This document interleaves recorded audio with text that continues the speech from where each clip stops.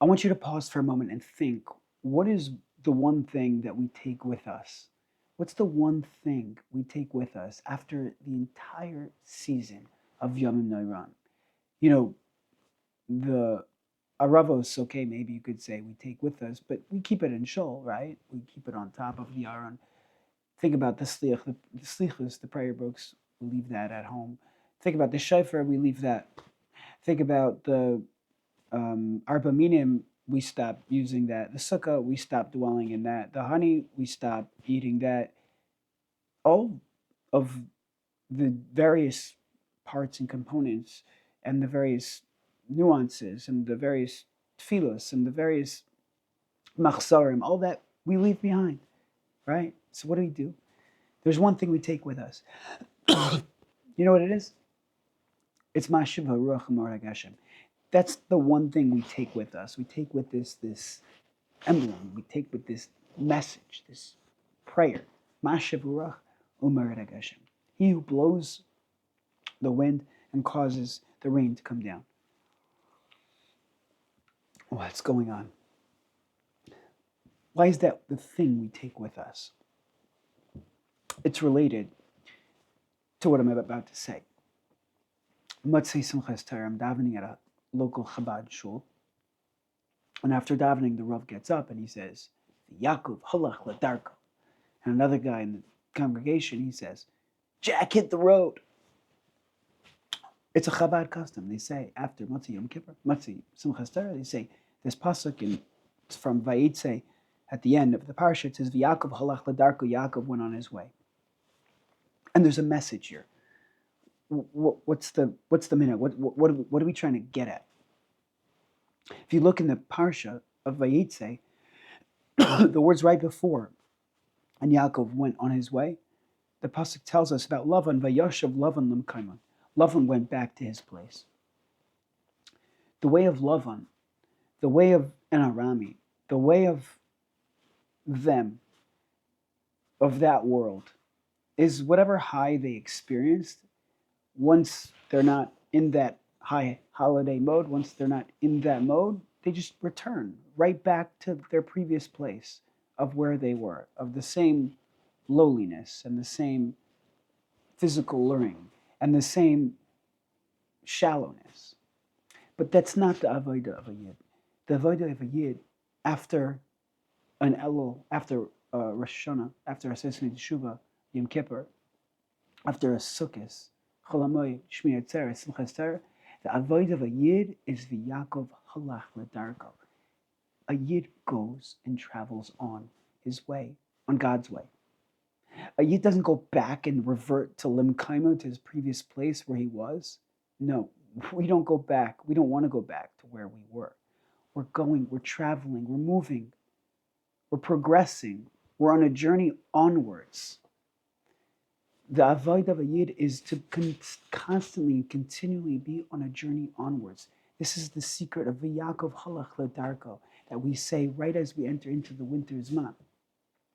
That a yid, to be like our forefather Yaakov Avinu, to travel on, to move on, to progress forward, to bring all that spirituality that you experienced, all of the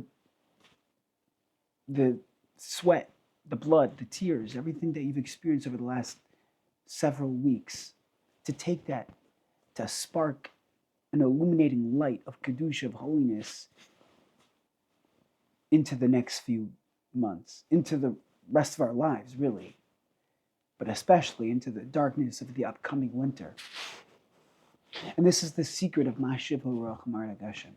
The one verse, the one thing that we take with us, again, the shofar, the dvash, the honey, the machzarim, the slichas, Yigim U'Miyuzarachim, all that stuff. How do we package everything? In short, okay, give me, what's the cliff notes? Mashiv HaRuach U'Morid HaGashem. I want to share with you something. Mashiv HaRuach U'Morid HaGashem. We know what Morid HaGashem means the rain coming down.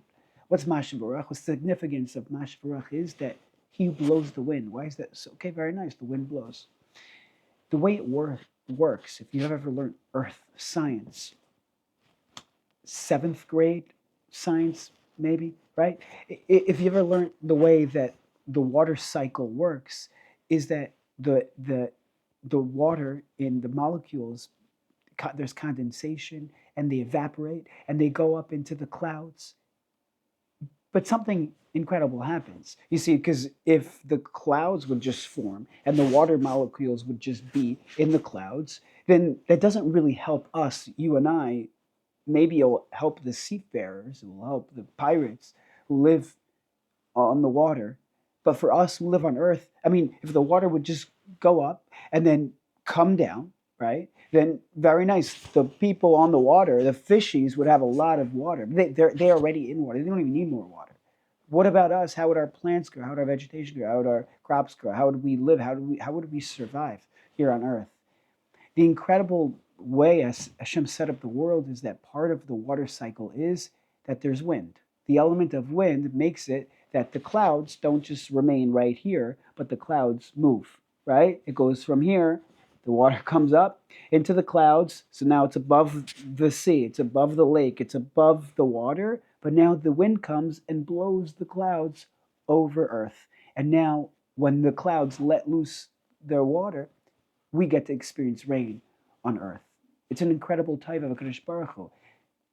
Having rain is a wonderful thing, but if it's not going to actually impact us, then what's it worth, right? So Mashiv HaRuach U'Morid HaGashem. Hashem doesn't just cause the rain to come down, but He's Mashiv HaRuach. He blows the wind and therefore allows us to experience that rain. And the message for us is so clear, is that during this tekufa of the Elul, Rosh Hashanah, Yom Kippur, Sukkot, there was a tremendous amount of Geshem, a tremendous amount of rain, of spiritual activity, of spiritual dynamic activity, where there was so much rain, Ein Mayim Elatayr, there's so much Kedusha. We were shifty b'veis Hashem, Glei Mechaya. We were saying that every single day. Shifty b'veis Hashem Achas Shalti, right? We were experiencing that Mayim, experiencing that bursting of Shefa, of Kedusha, of holiness, doing so many things outwardly, and so much prayer, so much davening, tzedakah, so much tefillah. It's the same thing as prayer and davening, but so much they were doing, teshuvah, ma'asim tovim, everything they were doing, mitzvos, arba minim, sukkah, unbelievable. So much Geshem. But guess what? Just like the way it works with the water cycle, we don't want the water just to remain right there, right here, right above, right in the high holidays. That's not where the water is meant to be, just to sit there. I know, help the fish, very nice. But if we want to impact those on earth, right? When we come back to normalcy, when we come back to not the high holidays, but the regular, the mundane, the chol, the aretz, the land, we want the water to impact there as well. So the one thing we take with us is Mashiv HaRuach U'Morid HaGashem, just like when it comes to the water cycle in earth signs. The Hashem makes it that the wind blows the clouds, that way we could experience the water on earth, on the land. So too, when it comes to these days, let's take all of the water, all of the Geshem, all of the rain, all of the saturation, all of the Kedusha, all of the purity, all of that good stuff, all that good spiritual saturation, and now let us apply the wind.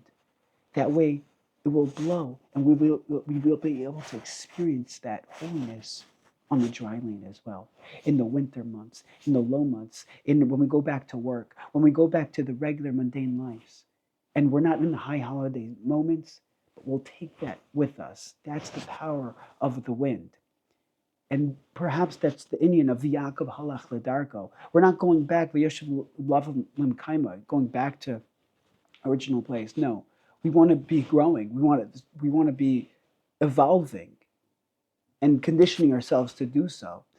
So V'Yakov Halach L'Darko, let us take this message to continue to journey, to continue to travel on, to continue to blow that wind. Ruach is ruchni, is spirituality. It's called wind. It's called ruach because it's not meant to just be right here. It's supposed to move us. It's supposed to take us places. It's supposed to saturate not just the base medrash, but it's supposed to saturate the whole entire world. In fact, I want to read you something that the Lubavitch Rebbe said.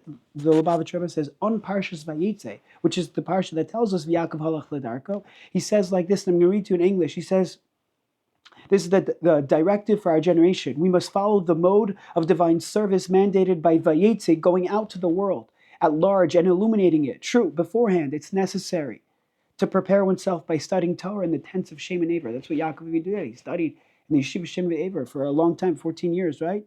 But then Vayetze, there was a time where he had to leave. He had to go out to attain the peak of, and man became successful, filling up the land and conquering it. He actually has to go into the land. One must go out to the world and occupy himself with illuminating it. He says, in this era, in the Iklis of the Mashiach, says the Lubavitch Rebbe, when Mashiach's approaching footsteps can be heard, the primary focus of our divine service is Maisa, it's action. In the era of the Talmud, Torah study was the primary focus. As reflected in the ruling of Shulchan Aruch, there's no one in the present age of whom it can be said his Torah is his sole occupation. Not even a small percentage of the Jewish people are on that level, because the fundamental divine service of the present era is action, performing acts of tzedakah. And our job, the Rebbe tells us, is to v'Yaakov halach ledarko, is vayetze, it's to go out. Right? Shifti b'vis Hashem kol yemei chayil, all that rain, all that Motzai Simchas HaGashem, now be Mashiv HaRuach. Bring that, apply that, teach it, learn it, cultivate it, help it grow, inspire, illuminate the darkness ahead, illuminate the ground, illuminate the earth. Don't just keep it on the water. Now illuminate the earth. That's our message going in to the upcoming winter, is to illuminate, find those sparks of Kedusha, the sparks of meaning, continue the journey of spiritual dynamic activity, of growth, finding positivity in others, connecting to Kedusha, holiness, blowing that wind, because we don't want the rain just to remain right here during the high holidays, but we want it to impact and affect positively, spiritually, the road ahead. May we all be so.